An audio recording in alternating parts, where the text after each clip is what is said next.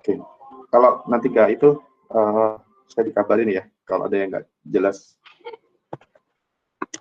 Halo? Baik, Pak. Oke, Pak. Baik, Pak. Baik, Pak. Baik, Pak. Kita lanjutkan. Jadi tadi kita sudah sampai bagaimana bentuk dari line integer ya dalam bentuk bilangan kompleks ya. Jadi kita tadi sampai dengan C, di mana C itu berarti kan kalau misalnya dia adalah suatu path of integration atau line, berarti dia merupakan suatu persamaan garis gitu ya. Yang dalam bilangan kompleks ZT itu boleh ditulis misalnya XT ditambah dengan YT gitu. Nah, sebagai suatu persamaan garis gitu ya, di mana T-nya itu adalah suatu fungsi waktu lah, anggaplah seperti itu. Dimana ketika kita bicara masalah fungsi waktu, berarti nanti T itu punya suatu rentang, misalnya. Ya, kalau misalnya dituliskannya ZT-nya sebagai misalnya T plus 5IT misalnya. Nah, di sini kita bisa tuliskan tuh, T-nya tuh rentangnya dari 0 sampai dengan T tertentu, sampai dengan suatu nilai misalnya 30 misalnya gitu. Atau misalnya boleh juga ZT-nya dalam bentuk berapa cos T atau nanti berapa konstanta I sin T misalnya, di mana T-nya itu dari 0 sampai dengan V misalnya. Boleh juga gitu loh. Jadi pada prinsipnya Z itu adalah suatu path of integration ya, suatu lintasan gitu. Nah, di mana sebagai suatu lintasan, maka Z itu bisa dianggap sebagai smooth ya, piecewise yang smooth gitu. Jadi kalau misalnya kita punya suatu lintasan seperti ini gitu ya, maka Z itu bisa merupakan suatu curve yang smooth gitu. Dimana di sini nanti ada nilai-nilainya Z1, Z2, Z3, Z4, Z5 misalnya gitu ya.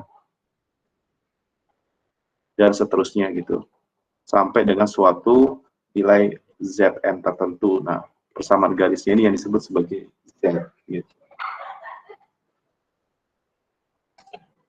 Nah, di mana sebagai suatu persamaan gitu ya, dia continuous ya, dan zeros, dan dia akan mempunyai suatu turunan ya, non-zero derivatif untuk setiap poin.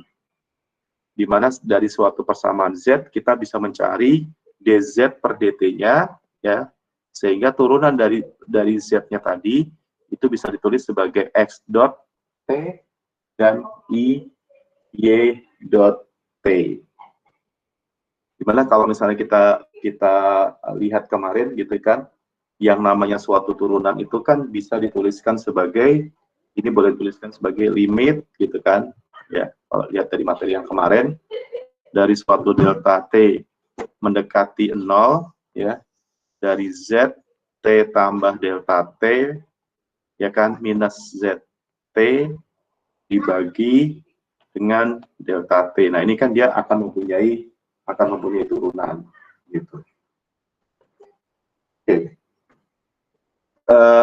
Kelihatan nggak itunya tulisannya? Kelihatan, Pak. Oke. Nah, oke, kita pelan-pelan aja ya. Nah, jadi ketika kita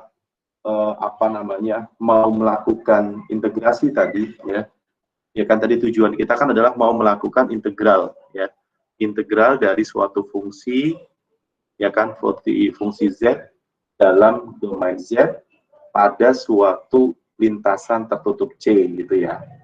Nah, di mana pastinya nanti yang namanya lintasan tadi C tadi ya, itu punya initial point gitu ya. Jadi dia punya initial point misalnya, dan punya ending point, yang ending point-nya itu ya bisa jadi diri dia sendiri gitu ya. Itu yang disebut sebagai closed path gitu. Nah, nanti pada saat kita akan melakukan integral, maka kita perlu mengetahui beberapa sifat dasar yang nanti sifat dasar itu kita perlukan untuk melakukan proses integral pada suatu fungsi tertentu. Nah, yang pertama adalah integration itu adalah merupakan suatu operasi linear, ya. Jadi integral itu merupakan suatu operasi linear, sehingga kita bisa mengintegralkan penjumlahan term by term, gitu. Term by term, ya. Dan kemudian kita bisa memecahkan, ya, men-take out gitu ya suatu konstanta ya, dan memperhatikan juga dalam suatu tandanya gitu. Misalnya contoh gitu ya, misalnya kita contoh ada suatu fungsi f1 dan f2, dia muncul pada suatu lintasan C, ya, seperti yang persamaan ini ya. Jadi f1 dan f2, ya, ada f1 dan f2, ya, itu ada pada suatu lintasan C. Dan F1 dan F2 itu dikalikan dengan suatu konstanta tertentu, K1 plus dan K2-nya juga plus. Ya. Nah, karena dia ada di dalam lintasan C-nya, F1 dan F2-nya, maka kita bisa membuat dia sebagai suatu penjumlahan. Jadi integralnya ini dipecah menjadi integral dari fungsi yang pertama, kita integralkan dulu, kemudian nanti ditambahkan hasilnya dengan pengintegralan dari fungsi yang kedua. Nah, ini bisa dilakukan karena tadi prinsip bahwa integral itu merupakan operasi linear. Yang kedua adalah reversal, ya, sense of reversal. Jadi ketika kita ingin mengintegralkan pada lintasan yang sama dari suatu lintasan, misalnya dari suatu Z0 ke kiri, gitu. Ya. Dan kemudian kita pengen mengintegralkannya dari Z ke Z0, kebalikan. Gitu. Jadi misalnya ini ada suatu lintasan, ini adalah Z0, dan ini adalah Z. Gitu. Jadi kita mengintegralkan pada lintasan yang sama, ini lintasannya sama, gitu ya. Tapi yang pertama kita pengen mengintegralkannya dari Z0 ke Z, arahnya ke kanan, gitu. Ya. Kemudian kita pengen mengintegralkan dari Z ke Z0, arahnya ke kiri. Nah, ini berlaku yang disebut sebagai reversal. Apa itu reversal? Berarti integral yang ke kanan itu sama dengan negatif dari integral yang ke kiri. Nah, ini yang disebut sebagai sifat sense reversal. Karena kadang-kadang mengintegralkan ke kiri lebih mudah atau mengintegralkan ke kanan lebih mudah misalnya gitu. Nah, itu yang harus coba kita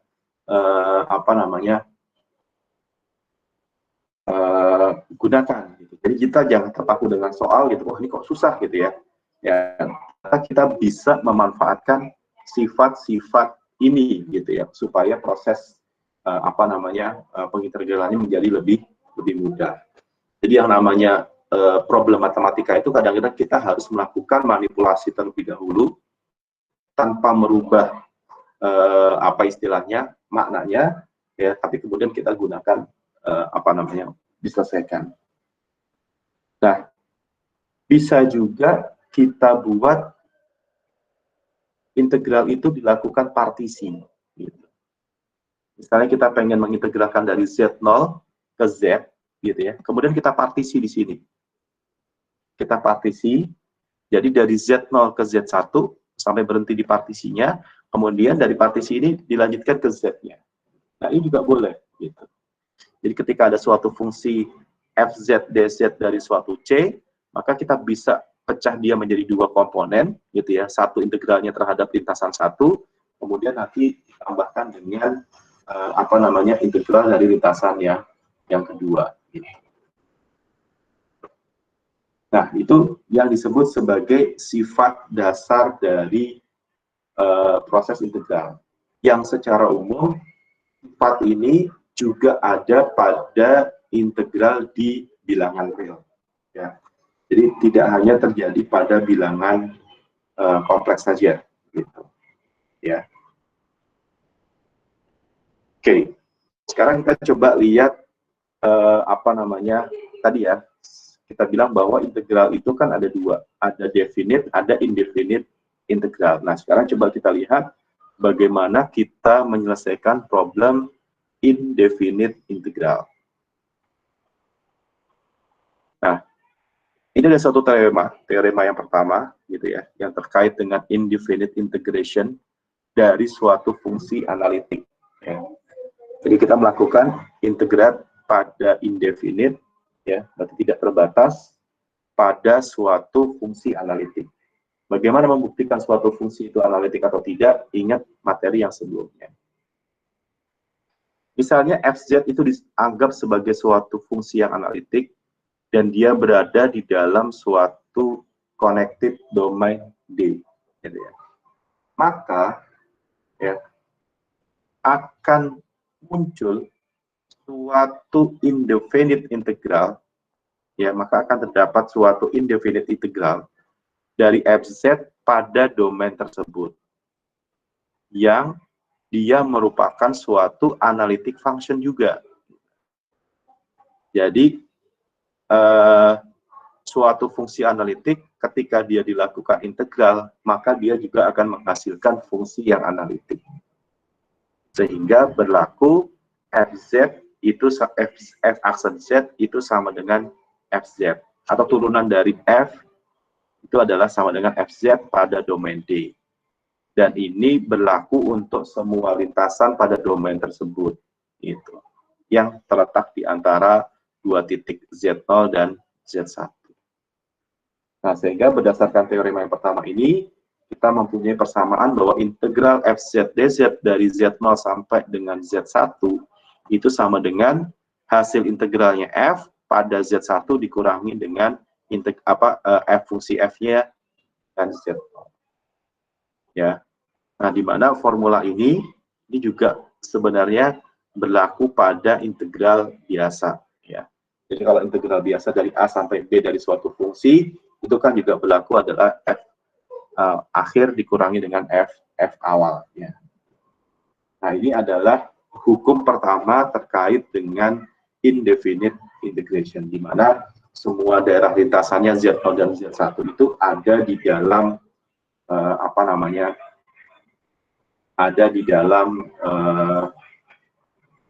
domain Z-nya tadi. Nah, sehingga kita bisa menyelesaikan beberapa problem, misalnya berapa sih integral dari Z kuadrat dz dari 0 sampai dengan 1 plus I, gitu. Integralnya sama, gitu ya, cuman yang diintegralkan itu adalah bilangan kompleks. Ya, bilangan kompleksnya adalah Z. Ya, jadi Z itu adalah representasi dari bilangan kompleks Z kuadrat dz, dan nilai titiknya itu Z1 dan Z2-nya gitu. Nah, itu juga merupakan bilangan kompleks.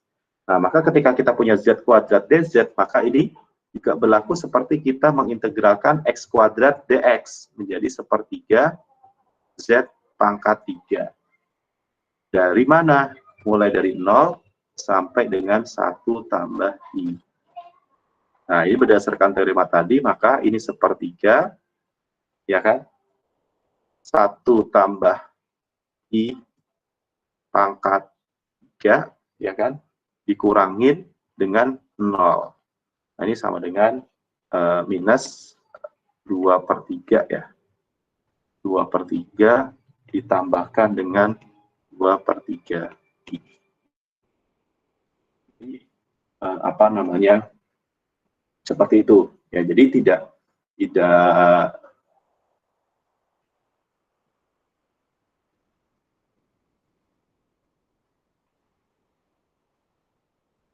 tidak berbeda jauh, cuman lebih pada variabel kompleks. Nah, misalnya contoh yang kedua, integral cos Z dz dari mana? Dari minus VI sampai dengan VI. Nah, kita tahu bahwa ini F cos Z dz-nya itu analitik, kan? Ya. Bukti analitiknya gimana? Kita cek lagi. Gitu.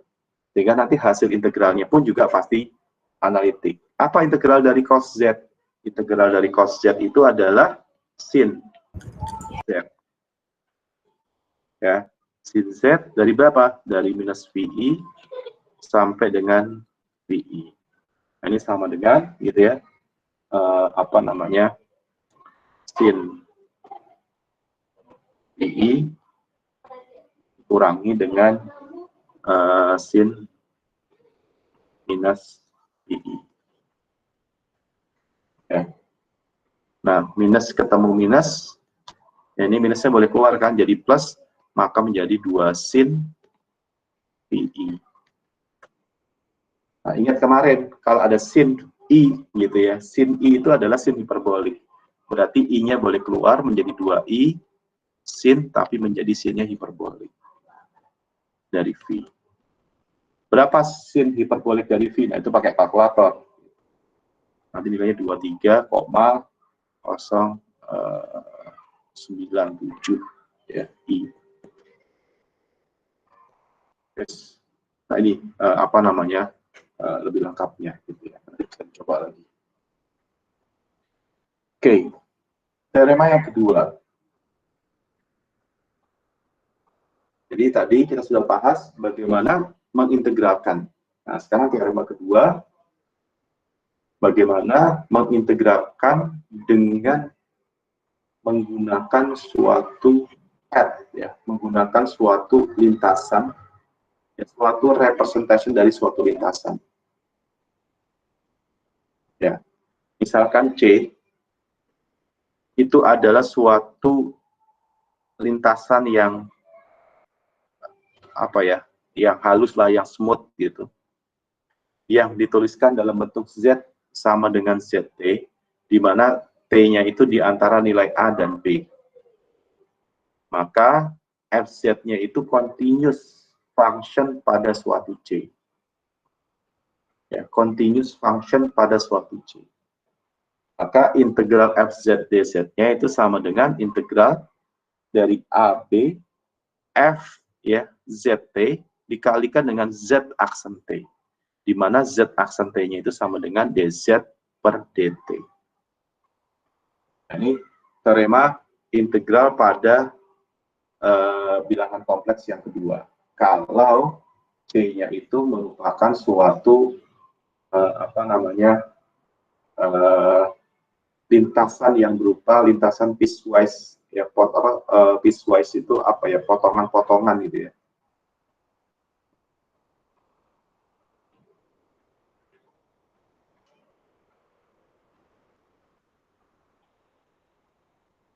Jadi misalnya contohnya gimana ya, piecewise. Jadi kalau misalnya kita punya fungsi, misalnya ini ada suatu ini gitu ya. Nah, ini dia begini, potongan-potongan gitu. Jadi setiap potongan gitu. Ya. Jadi dia kayak seperti kumpulan dari suatu potongan-potongan tadi. Atau bahkan kadang-kadang disuka ditulisnya nanti misalnya Z-nya itu dalam bentuk seperti ini. Begini pada rentang tertentu misalnya. Seperti ini pada rentang tertentu, begini pada rentang tertentu. Nah, itu juga itu yang disebut sebagai piecewise. Nah, tapi ini yang smooth gitu ya, dari suatu lintasan A sampai B. Nah, bagaimana kita bisa menggunakan teorema 2 ini untuk melakukan proses integral? Yang pertama adalah kita representasikan lintasan C tadi dalam bentuk ZT, di mana T-nya itu di antara A sampai B. Yang kedua, kita hitung turunannya dari Z, yaitu dengan cara dz per dt. Kemudian yang ketiga adalah kita melakukan substitusi untuk setiap Z di dalam FZ-nya tadi. Nah, tentunya kita harus ingat bahwa yang namanya suatu Z itu adalah XT ditambah dengan IET. Ya, jadi ketika kita melakukan substitusi, maka kita harus perhatikan bahwa Z itu adalah suatu variabel kompleks. Nah, setelah kita melakukan substitusi, kita mendapatkan function yang finalnya, baru kita mengintegralkan. Ya, setelah kita bisa mendapatkan FZT dikalikan dengan Z aksen T.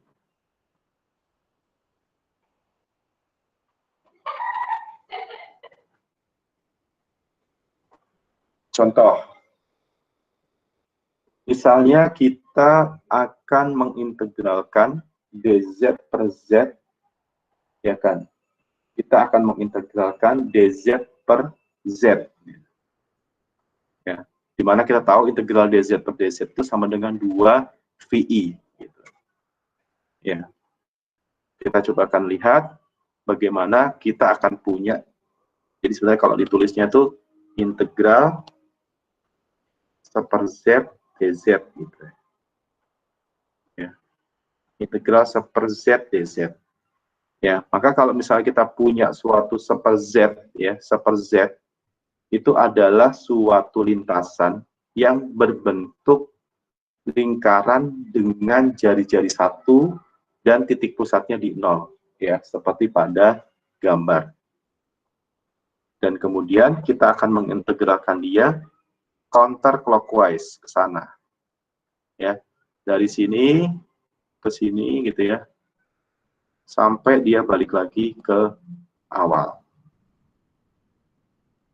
Nah, bagaimana cara mengintegralkannya? Kok bisa dapat bahwa seper Z dz itu sama dengan 2 VI? Nah, pertama kita cari dulu, apa sih persamaan Z-nya? Ya, persamaan Z-nya itu adalah cos T tambah I sin T. Ya, jadi persamaan cos Z-nya itu, Z-nya itu adalah cos T tambah I sin T, atau boleh juga ditulis sebagai E pangkat I kali T. Ya, itu Z-nya, ya, sebagai. Coba kalau nggak percaya, ya kita lihat untuk setiap T-nya. Di mana T-nya itu adalah setiap dari sudut yang dibentuknya ini. Ya. Karena kalau misalnya contohnya cos 0 tambah I sin 0. Gitu. Ya, jadi misalnya pada saat T-nya sama dengan 0, berapa Z-nya? Gitu. Z-nya itu adalah Z-nya itu adalah 1. Ya. Di mana satunya itu adalah X-nya adalah 1, Y-nya adalah 0.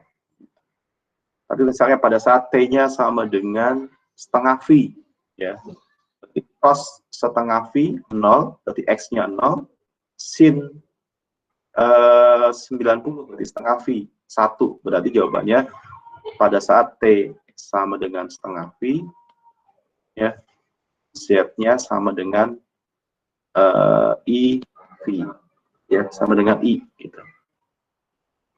Nah, gitu. Ya, berarti kan ada di atas, gitu, ada di sini.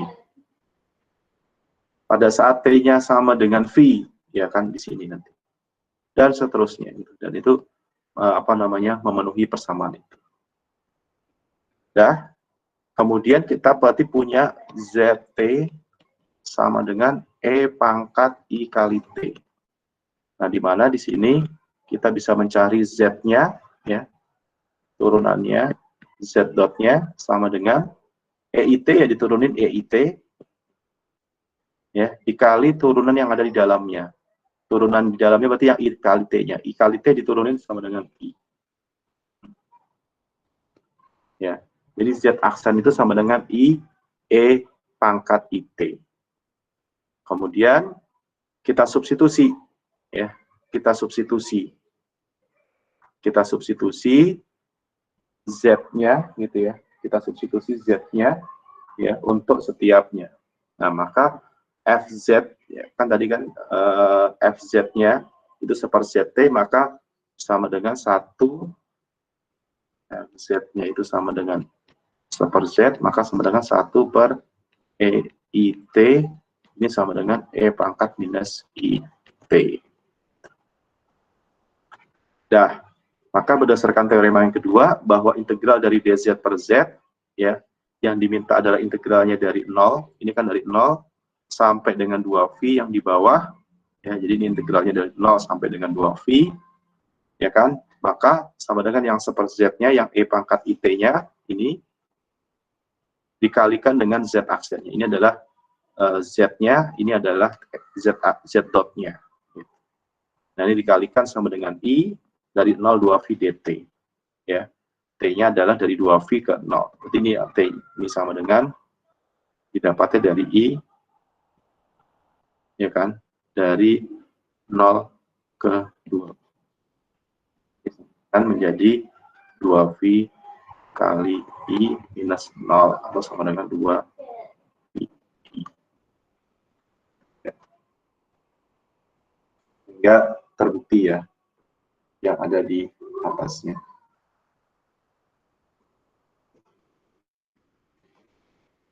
Nah, itu bisa dibuat menjadi lebih general ya, untuk integral yang 1 per Z nanti menjadi 1 per Z pangkat M, atau integral dengan pangkat M, ya. Nah, di mana FZ-nya itu menjadi Z minus Z0 pangkat M. Jadi kalau misalnya persamaan ini tuh nantinya akan kepakai ketika kita belajar tentang signal processing, ya. Ketika kita belajar digital signal processing, pasti dia akan banyak bermain-main dengan bidang kompleks ini, gitu. Salah satunya adalah fungsi dari Z minus Z0 pangkat M ini, di mana M itu adalah suatu nilai integer yang merepresentasikan order dari signal prosesornya, gitu. Dan Z0 itu adalah suatu konstanta, nanti Z0 itu berhubungan dengan pembuat nol, ya, zeros-nya dari suatu. Nah, sekarang gimana ketika kita punya FZ yang sama dengan Z minus Z0, kemudian diintegralkan pada suatu lintasan C tadi, di mana lintasan C tadi itu memiliki jari-jari sebesar rho, ya, dan senternya adalah di Z0, bukan di titik 0. Maka yang kita lakukan sama nanti, yang kita lakukan itu juga sama.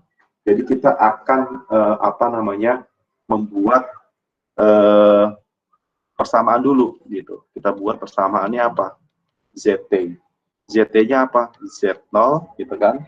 Tambah rho cos T tambah I sin T, gitu. Atau kalau dalam bentuk eksponensial, berarti dia Z0 tambah rho E pangkat IT. Kayak rho pangkat IT. Ya.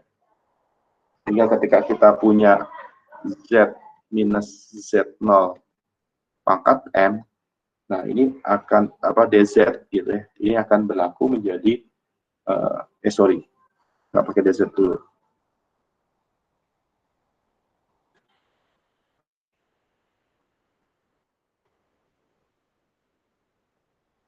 Ini sama dengan ya Z minus Z0, berarti kan dimasukin ke persamaan yang atas, maka Z0-nya akan habis, ya, tapi kemudian dipangkatkan M. Jadi di sini rho-nya jadi pangkat M, kemudian E, yang IT-nya juga menjadi pangkat M.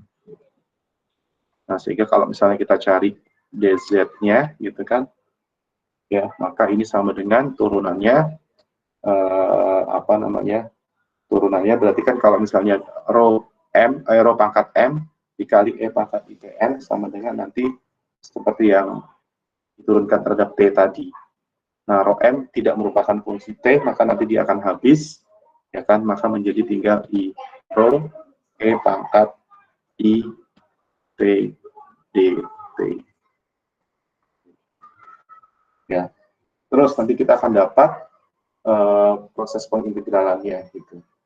Nah, dimana ketika nanti kita mengintegralkan ini, nah ini baru kita akan kelihatan piecewise-nya. Ya, jadi ketika kita integralkan, integral tertutup dari Z minus Z0 pangkat M, gitu ya, dz, ya kan, sama dengan sama dengan integral dari 0 sampai dengan 2V, ya, dari rho pangkat M I Tm dikali I rho, ya,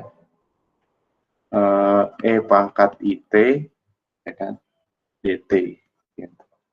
Nah, ini sama dengan yang bukan merupakan fungsi T boleh kita keluarkan, berarti kan I rho, ini rho-nya rho M, M-nya berarti ada 2, ya, dikalikan berarti di M-nya M plus 1, ya. Karena dikalikan, maka ini tinggal integral 0 sampai 2V dari nah ini digabungkan berarti I M tambah 1 dt. Ya. Jadi nanti kita tinggal integralkan yang ada di dalamnya ini, ya, integral yang ada di dalam ini kan berarti ini yang harus ada batasnya tadi, gitu. Ini ada harus batasnya tadi. Ya. Pak, maaf, itu bukan eksponensial IT, Pak. Yang mana? 0 sampai 2P eksponensial. Yang integral 0 sampai 2P eksponensial IT. Yang paling bawah ya? Iya lah. Oh, ini kurang, ini ada kurang T-nya nih. Nah, gitu ya. Ya, ini ada T-nya di atas. Ya, oh ya, I M plus 1 ada T-nya. Betul. Nanti nggak bisa diintegral gitu malahan. Ya. Maka ini hasil integralnya, berarti kan yang I rho M plus 1-nya kan ini nggak ikut integral, gitu kan. Nah, ini kita bisa mengintegralkan, ini kita pakai penjumlahan.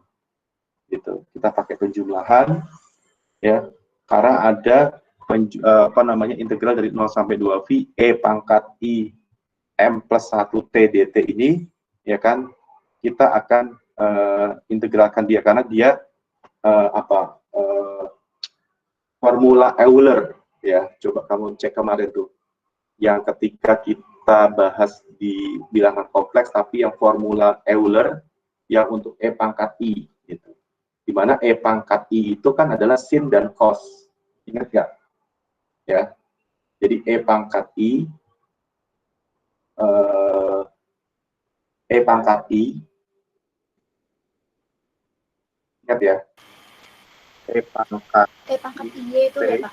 Ya, betul. Pangkat I itu kan sama dengan cos T tambah I sin T, ya. Maka yang di sini ada pangkat I M plus 1 T-nya, itu bisa kita convert dengan menggunakan formula Euler tadi menjadi cos. Berarti di sini integral 0 sampai 2V, ya kan, yang cos-nya dulu, cos M plus 1, ya, T, masih ada T-nya kan, dt, ditambah yang integral I-nya, integral 0 sampai 2V, ya, sin, yang ini yang sin-nya, M plus 1 T, T, ini ya, ini dt. Ya, nah ini ada 2, gitu. Ya. Nah, di sini kan kita akan melihat ada beberapa nilai M-nya, ya, pangkatnya maksud saya, ya. Berarti ada beberapa nilai pangkatnya.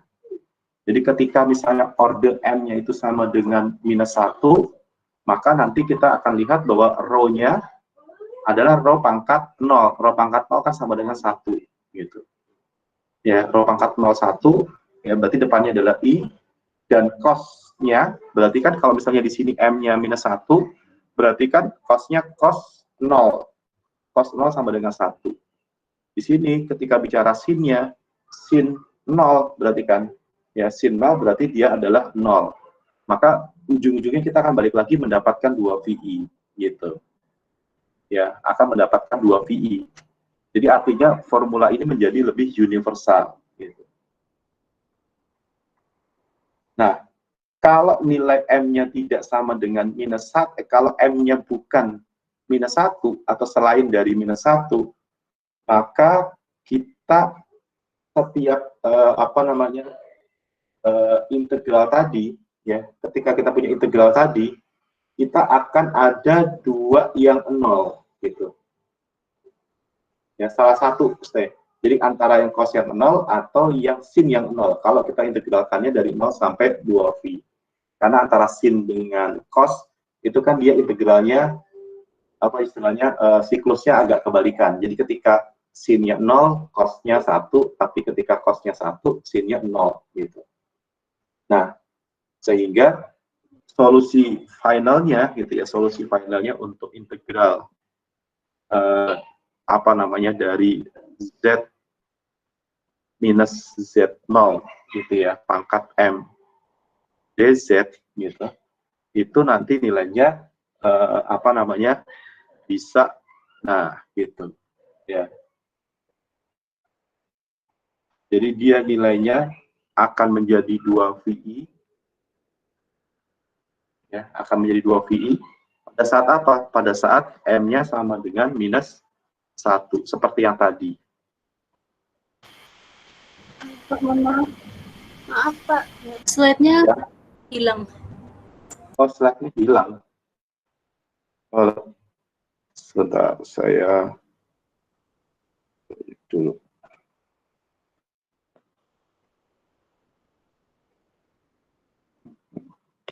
Wah, kalau saya keluar, hilang nanti itu. Oh, bukan, Pak. Langsung yang di sebelah pojok kanan bawah aja, Pak. Presentasikan sekarang. Oh, ini hilang. Iya.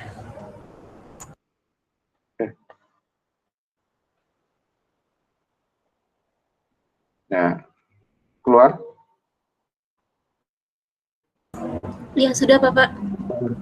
Ya, maka dia nilainya akan menjadi 2VI, dan M sama pada saat M-1, gitu ya. Dan nanti dia akan nilainya 0, pada saat kalau M-nya itu tidak sama dengan minus 1 atau bilangan integer yang lain. Gitu, ya. Nah, itu yang disebut sebagai apa namanya proses integral yang nanti dia akan tergantung dari suatu lintasan gitu. Nah, sehingga di sini kita bisa ya bisa mengatakan bahwa yang namanya integral pada bilangan kompleks itu dia tidak hanya ya bergantung pada endpoint dari suatu lintasan, tapi dia juga berkaitan dengan lintasannya itu sendiri. Nah, ini yang menjadi penting. Jadi, bagaimana suatu proses integral yang pada bilangan kompleks ini, dia tidak hanya melihat dari awal dan akhirnya, tapi dia juga harus melihat bagaimana prosesnya.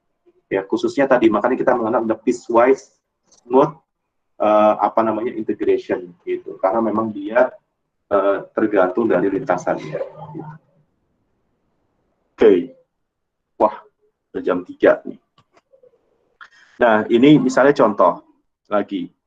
Kenapa yang dibilang dia tergantung dari suatu lintasan? Misalnya, ya, ada suatu integral terhadap non-analytic function. Misalnya contohnya di sini adalah integral dari suatu fungsi real dari z dz. Ya, real z itu kan berarti function. Dan ini termasuk non-analytic function. Gitu. Nah, di mana integralnya itu, gitu ya, integralnya itu pada suatu lintasan C.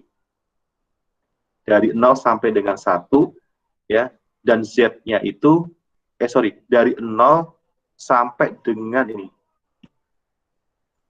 1 plus 2I, gitu. Ya, jadi integralnya dari 0 sampai ke sini. Nah, kalau kita perhatikan, kita bisa melihat proses integral ini ada dua. Ada integral yang pertama itu adalah dia langsung, yang ini. Ya, maka di sini lintasannya adalah C bintang. Ya. Dari 0 sampai 1, berarti kan persamaannya ini itu adalah T1 tambah 2 IDT. Dan ini hasilnya. Ya. Nah, yang satu lagi adalah, oh ini nggak ada gambarnya. Lintasannya dari sini, C1 dulu, baru kemudian dilanjutkan dengan lintasan yang sini. Jadi dia proses integralnya kan ujungnya sama, ya, ujungnya sama ke sini, tapi yang satu lewat sini, satu lewat sini. Gitu. Nah, maka di sini kita bisa potong kan, ada integral dulu dicari yang C1 ini persamaannya, dan kemudian kita lanjutkan dengan persamaan yang kedua C2 gitu. Kita cari masing-masing, kemudian kita jumlahkan. Kita jumlahkannya ini, di mana C-nya ini kita potong menjadi C1 dan kita potong menjadi C2. Gitu. Dan bagaimana dengan hasilnya? Hasilnya ini. Gitu. Kita setengah tambah 2I. Yang pertama, setengah tambah I. Gitu. Apa yang terjadi? Gitu. Yang terjadi adalah hasilnya berbeda. Gitu. Ya, antara hasil yang didapatkan dengan A tadi. Gitu. Nah, sehingga di sini membuktikan bahwa ya suatu integral pada bilangan kompleks itu tidak hanya bergantung pada endpoint, tapi dia juga bergantung pada lintasannya. Ya, istilahnya kalau kehidupan manusia itu kan semua sama nih, kita startingnya dari nol, dari bayi nggak punya apa-apa. Ya, mungkin endpointnya sama gitu, semua pengen sukses. Nah, tapi tadi caranya yang berbeda-beda, lintasannya berbeda-beda. Akibatnya apa? Suksesnya pun juga akan beda-beda gitu. Nah, itu berarti kehidupan kita itu seperti bilangan kompleks.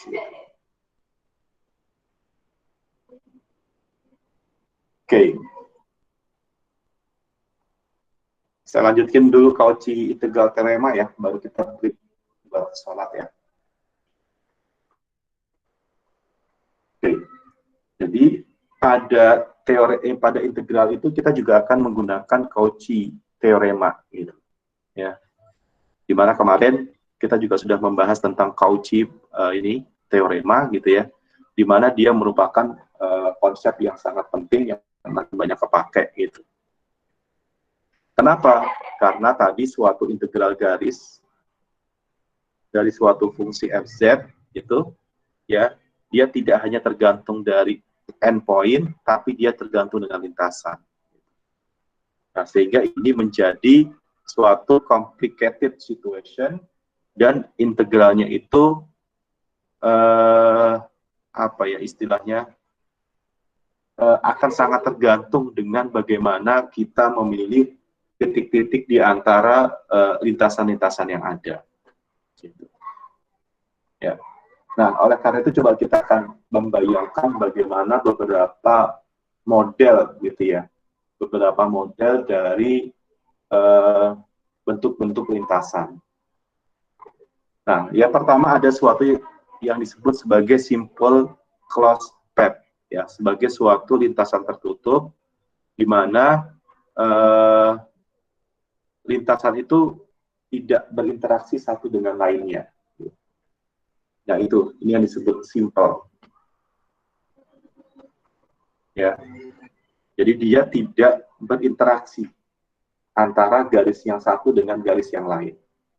Sementara kalau dia ada interaksi, intersection di antara ya, atau dia bersentuhan gitu ya. Ini intersect, ini bersentuhan, ini bersentuhan. Nah, maka itu bukan suatu simple closed path. Jadi kayak gambar yang kiri dengan gambar yang kedua dari kiri itu, yang kedua dari kiri kelihatannya tidak simpel, tapi dia termasuk lintasan yang simpel karena dia tidak ada intersection dan tidak ada sentuhan dengan lintasannya sendiri. Nah, kalau tadi lintasan ini domain, ya kan? Kemarin kita lihat domain bahwa suatu fungsi bilangan kompleks itu punya domain, ya. Domain itu beradanya pasti pada suatu bidang kompleks, ya. Jadi suatu domain D itu adalah suatu area di dalam bidang kompleks, ya, di mana untuk setiap closed path yang tadi itu, ya, itu melingkupi itu hanya hanya melingkupi titik-titik yang ada pada D tadi. Walaupun gitu ya, walaupun lintasan yang membentuknya itu bisa 1, bisa 2 atau 3. Misalnya contoh yang ini misalnya. Ya, ini titik-titik yang ada di dalam D-nya ya. Nah, itu apa namanya? Kelihatan gitu ya. Simpel lah. Nah, ini juga sama gitu dengan yang di sebelah kirinya. Nah, kalau yang ini, nah ini sudah ada 2 nih, 2 batas. Kalau ini kan batasnya cuma 1, walaupun dia bentuknya membuka, tapi batasnya cuma 1. Nah, sementara yang kanan kita punya apa namanya 3 boundary, 3 batas gitu. Maka ini yang disebut sebagai bonded ini nanti. Bonded gitu ya. Nah, ini punya simple bonded. Nah, kalau nanti kita belajar tentang digital signal processing gitu, yang saya tahu aplikasinya yang dia menggunakan bilangan kompleks ini, ya, maka dia akan membuat suatu sistem yang dia berada di dalam boundary-nya atau stabil. Nah, ini yang disebut sebagai teorema pertama, yang disebut sebagai teorema Cauchy integral. Ya. Simple closed path tadi itu disebut sebagai kontur. Ya. Dan integral di sepanjang path tadi itu disebut sebagai kontur integral. Nah, ketika suatu FZ itu analitik di dalam suatu domain D tadi yang dia terhubung satu dengan lainnya, maka untuk setiap lintasan-lintasan C yang ada di dalam D, ya, jadi dalam suatu domain, misalnya seperti yang digambar, ini kita punya suatu domain D, ini, maka untuk sembarang lintasan, ya, ya, C ini yang ada di dalam D, maka dia berlaku integral tertutup FZ DZ itu sama dengan 0.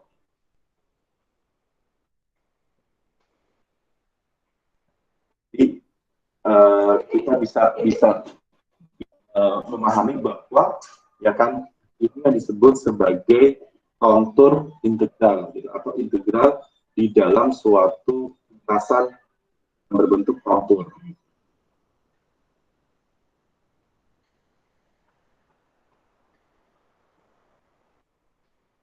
Ya, oke. Contoh misalnya, integral tertutup dari SZ DZ sama dengan 0. Kenapa? Karena SZ itu analitik untuk semua Z. Jadi ketika dia tidak ada apa namanya, tidak ada batasnya di dalam suatu domain Z. Begitu juga cos Z DZ, ya, dia analitik. Ya, maka untuk dia pada suatu lintasan tertutupnya, solusinya itu semua ada di dalam Z-nya tadi. Maka dia hasilnya sama dengan 0, atau yang disebut sebagai entire function. Jadi di dalam semua fungsi ini tadi itu, ya di dalam domain Z, ya dia tetap menjadi suatu fungsi. Nah, bagaimana kalau suatu titik di luar dari kontur dengan fx-nya itu tidak analitik? Ya. Ya, untuk tidak analitik misalnya secant dz, ya. Terus kemudian dz per z kuadrat tambah 4, gitu. Di mana c-nya itu adalah merupakan suatu unit circle. Ya, c-nya itu diketahui suatu unit circle. Nah, kalau kita lihat sifat analitiknya, kita cari turunannya secant z. Secant z itu turunnya sama dengan sepercos z. Ya, di mana sepercos z itu dia tidak analitik untuk suatu nilai z plus minus v per 2 dan plus minus 3v per 2. Sehingga akibatnya semua titik-titiknya ini itu akan di luar dari unit circle-nya tadi. Ya, jadi kalau misalnya ini kita punya, ya, jadi titik-titiknya itu di luar unit circle-nya. Nah, sama juga dengan yang kedua. Ketika kita punya dz per z kuadrat tambah 4, ini kita turunin. Gitu. Ya, kita turunin. Ya. Nah, itu nanti kita akan lihat, ya kan, hasilnya bahwa Z itu sama dengan plus minus 2i. Plus minus 2i juga di luar dari C yang sebagai unit circle-nya. Maka nanti dia juga hasilnya sama dengan 0. Ya.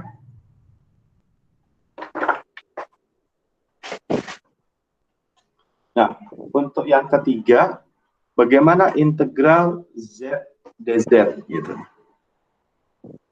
Ya, integral Z bar dz atau conjugate gitu. Dz di mana C-nya, ya, C-nya itu merupakan suatu Z sama dengan E pangkat IT atau suatu unit circle. Nah, kalau kita cek dari sifat analitiknya, ya, maka F Z conjugate ini juga tidak analitik, ya, dia juga tidak analitik, ya kan? Maka nanti ketika kita selesaikan, maka kita bisa menggunakan teorema yang pertama tadi, ya, untuk mencari integralnya. Nah, begitu juga yang terakhir. Nah, ini sama gitu, ya. Suatu kondisi di mana dia tidak di luar dari fungsi analitiknya. Ya. Teorema yang kedua, ya, karena tadi bahwa dia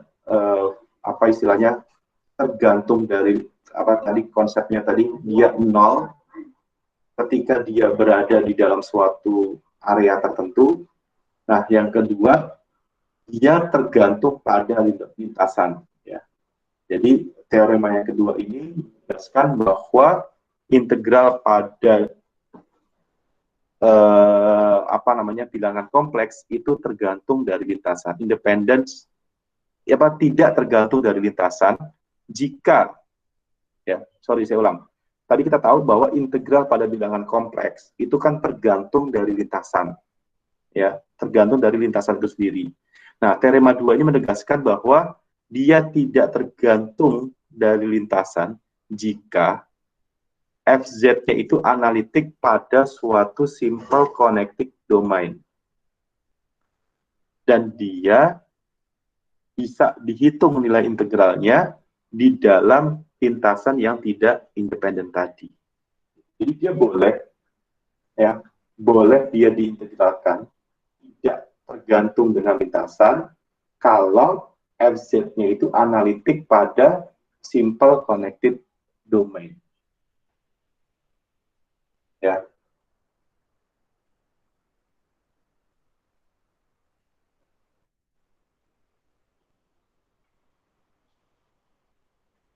Jadi misalnya contoh gini, ketika kita punya suatu lintasan, misalnya saya gambarkan seperti ini, ya, di mana di sini itu adalah Z1, di sini adalah Z2. Nah, ini simple kan? Maka saya bisa mengintegralkannya lewat atas, misalnya, gitu ya. Berarti lintasannya C1, saya juga bisa mengintegralkan lewat bawah, C2. Ya. Jadi saya akan mengintegralkannya lewat atas, pakai C1, dan saya akan mengintegralkan lewat bawah, lewat C2.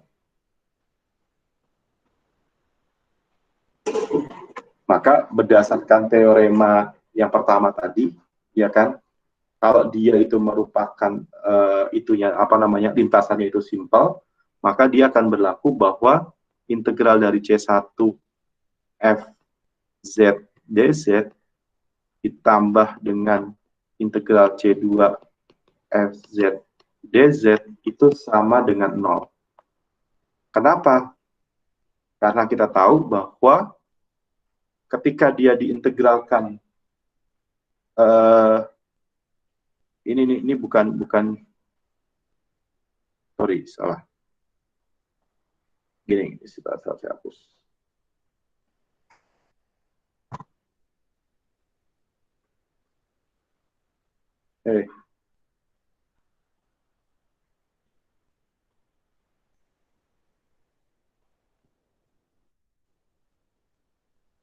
Ini, saya ulang.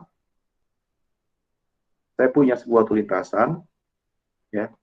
Di sini ada Z1, di sini ada Z2, maka saya bisa lewat C1, saya bisa lewat nilainya C2.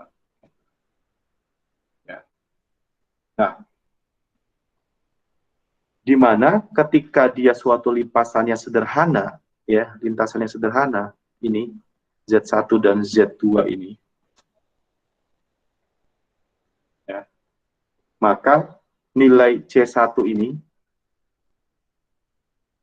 yang arahnya ke sana itu merupakan inverse atau reversal, ya. Jadi C1 itu kalau dia di reversal, jadinya C1 reversal itu berarti dia adalah ke sini. Misalnya anggaplah reversalnya C1 itu sama dengan C2 bintang. Karena dia berada pada suatu lintasan yang sama. Ingat yang tadi, ketika misalnya saya punya garis gini, ini adalah Z1, ini adalah Z2 gitu kan. Ketika saya mengintegralkan ke sana, itu adalah C1, maka reversalnya adalah C2 bintang misalnya. Kalau melihat ini kan tadi seakan-akan dia berlintas.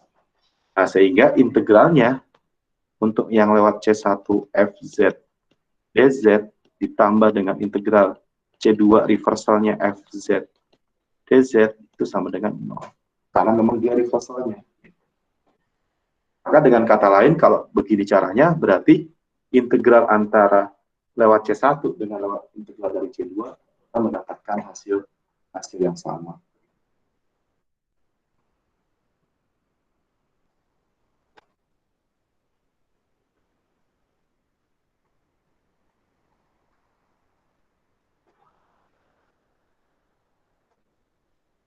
Oke. Nah, bagaimana untuk yang apa istilahnya dimensinya banyak, apa namanya, boundary-nya banyak gitu. Ya, jadi boundary-nya itu lebih dari satu. Gitu.